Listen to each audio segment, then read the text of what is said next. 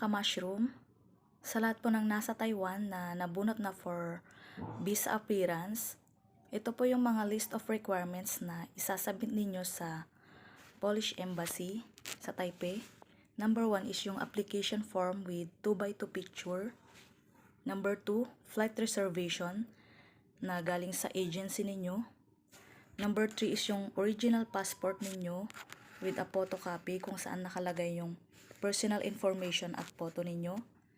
Number 4 is yung original at copy ng ARC ninyo. Number 5, original ng medical travel insurance. Number 6, working permit. At yung last one is yung work contract, mandate of contract at employment contract.